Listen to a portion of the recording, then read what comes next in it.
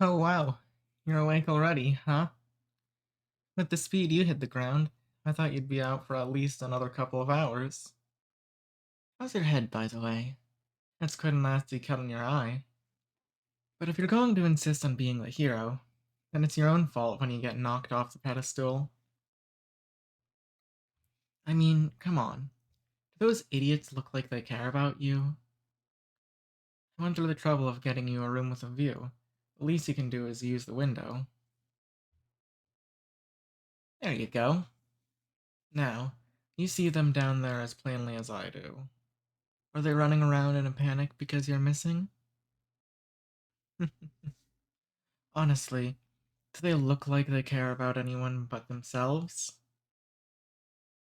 Buddy, you've been gone about an hour.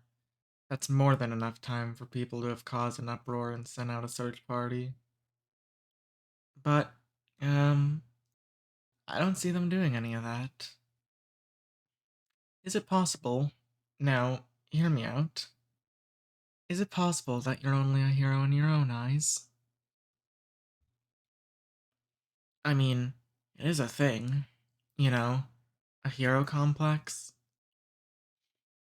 You save a few cats from trees, an old lady tells you that you're making the world a better place, and bam, you think you're a somebody.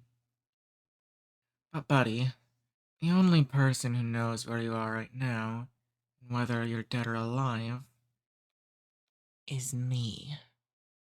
So maybe you should stop spewing empty threats and consider the position that you're in. It's interesting, you know? To say you're supposed to be untouchable. I seem to have you pretty well detained with some basic padlocks and an $8 chain from Amazon. Aren't you going to incinerate me with your laser eyes? Break out of here with your super strength? Or are your powers more niche than that? I do apologize. I haven't managed to pin you down until now, but you're still quite the mystery to me. Now, tell me, hero, what makes you so special? Don't you think that rather than giving the scum of this world a slap on the wrist, it'd be far more efficient to decimate them where they stand? But I guess you have your tried and true tested methods. Put a person in his deal box for a few years, and then they suddenly want to frolic in flower fields and weave daisy chains. Why would they possibly be thinking about revenge when you've done so much to rehabilitate them? Why, it's unthinkable. But I interrupted you. Consider that one of my flaws. So, you were saying about your powers?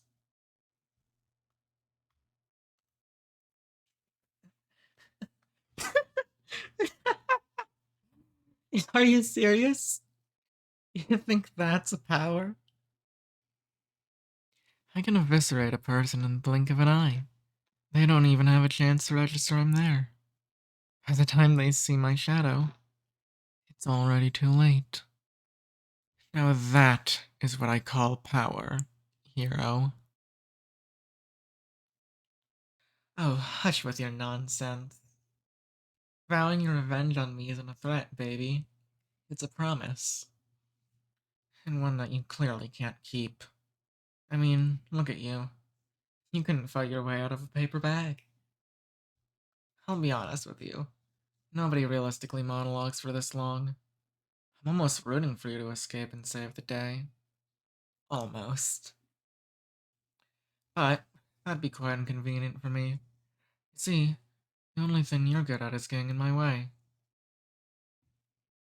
I might as well explain my plan. Heroes often end up sitting helplessly through the exposition of a villain's intentions, only to best them at the last minute.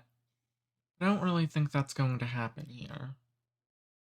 It might surprise me, who knows, but it just seems unlikely.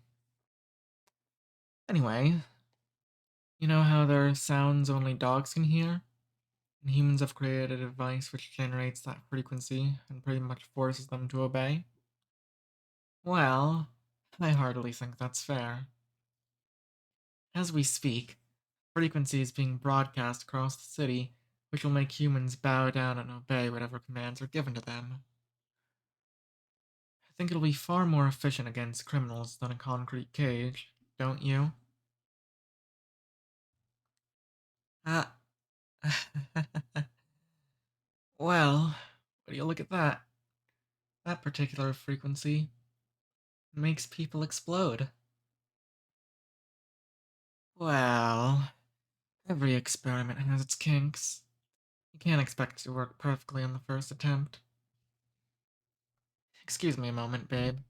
I need to address this. Can we, turn the frequency down? People are exploding, you moron! Turn it down for fuck's sake!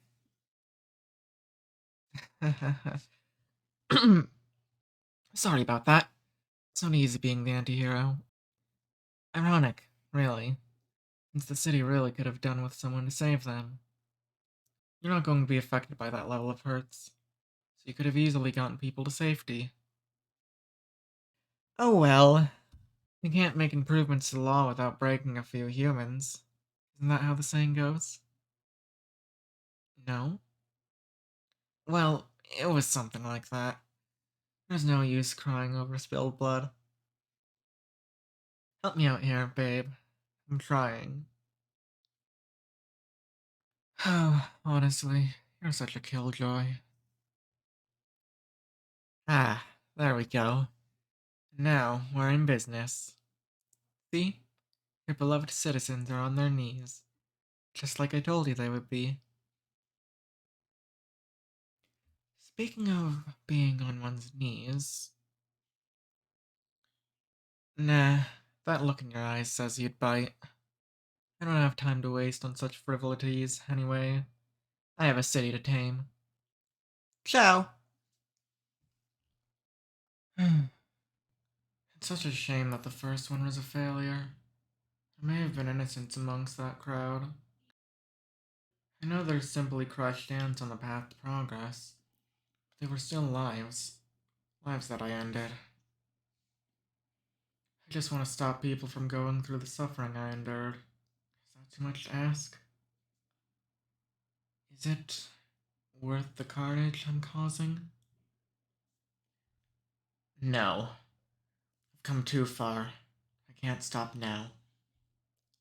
At least the so-called hero can't get in my way now. It looks like everything's going as planned. This is going to work. It has to. I promise. None of this will be in vain. I'll fix the system. You'll see. They'll all see. Hey y'all, it's Maroon here. Just wanted to say thanks for making it to the end of the audio. If you did enjoy, make sure to like and subscribe if you haven't already. And quick shout outs to you/Better-Bluebird for making the script of this audio.